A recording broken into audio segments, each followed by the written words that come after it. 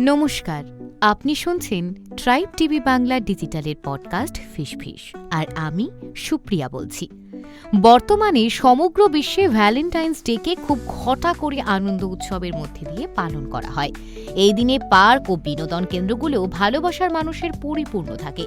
ভালোবাসা দিবসের এই দিনে প্রিয়জনকে সবাই ফুল ও বিভিন্ন সামগ্রী উপহার দিয়ে থাকে। তবে এই ভালোবাসার সঙ্গে ভ্যালেন্টাইনের সম্পর্ক কি? ট্রাইব টিভি বাংলা ডিজিটালের পডকাস্টের আজকের এপিসোড ফিশে রইল এ বিষয়ে বিশদ তথ্য। ইতিহাস ঘাটলে দেখতে পাবেন এর পেছনের কাহিনী মোটেও সহজ কিছু নয়। রক্তাক্ত এক ইতিহাস জড়িয়ে আছে ভালোবাসার দিবসের সঙ্গে। সেন্ট ভ্যালেন্টাইন নামে একজন খ্রিস্টান পাদ্রী ও চিকিৎসক বসবাস করতেন 269 সালে ইতালির রোম নগরীতে।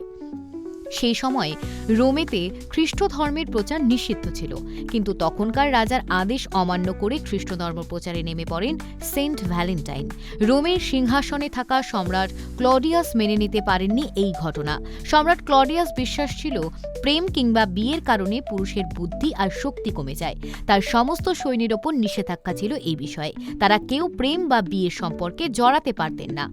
একই সময় রোমে খ্রিস্ট ধর্মের প্রচারে নিষিদ্ধ করেন সম্রাট ক্লডিয়াস।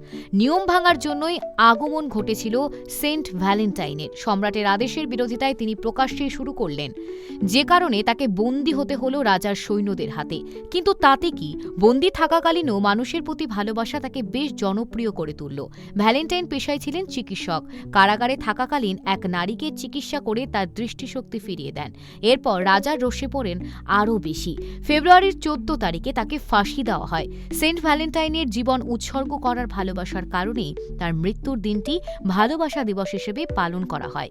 নাম দেওয়া হয় ভ্যালেন্টাইন ডে। এই উৎসবের শুরু ইউরোপ থেকেই। রোমে একটি আঞ্চলিক উৎসব ছিল লুপারকেলিয়া নামে। এই উৎসব পালন করা হতো ফেব্রুয়ারি মাসের 14 থেকে 15 তারিখের দিকে। লুপারকেলিয়া উৎসবটিকে বিবেচনা করা হতো বসন্তের আগমনের দিন হিসেবে। সেই উৎসবে একটু বক্স থেকে আগ্রহী ছেলেমেয়েরা নাম লেখা কাগজ তুলতেন। এরপর একে অপরের সঙ্গে পরিচিত হতেন, এমনকি অনেকের সম্পর্ক গড়াত বিয়ে পর্যন্ত। এরপর ধীরে ধীরে সেই উৎসব এবং সেন্ট ভ্যালেন্টাইনের আত্মত্যাগ একসঙ্গে মিলে রূপ নিয়েছে ভালোবাসা দিবসে।